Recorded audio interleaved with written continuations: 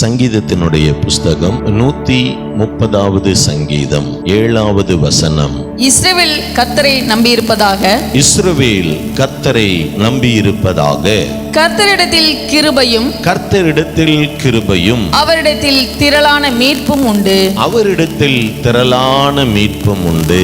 உள்ளத்துல நாம யூதனா இருக்கிறோம், உள்ளத்துல நாம இஸ்ரவேலா இருக்கிறோம். இங்க வசனம் ஆண்டவர் சொல்லுகிறார், இஸ்ரவேல் கர்த்தரை நம்பி இருப்பதாக.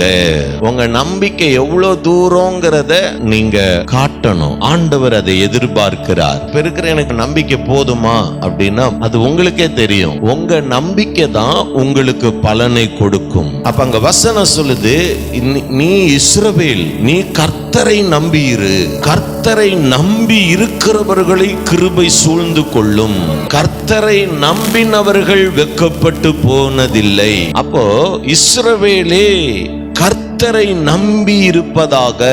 இப்போ நம்ம சில காரியங்கள்லாம் பேசுவோம்ல, கர்த்தர் எனக்கு இதை செய்வாரு. அப்போ அந்த காரியம் எல்லாம் உங்க வாழ்க்கையில தாமதிச்சுக்கிட்டே இருக்குது. கன்ஃபஸ் பண்றோம், அறிக்கை பண்றோம், ஆனா அது என் வாழ்க்கையில தாமதிக்குதுன்னா எதனால தாமதிக்குதுன்னா உங்களுடைய நம்பிக்கையினுடைய அளவு குறைவாயிருக்கிறது.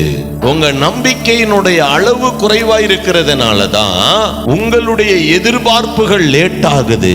உங்க நம்பிக்கை பெருக பெருக பெருக உங்களுக்கு உண்டான நன்மைகளும் பெருகி கொண்டே போகும்.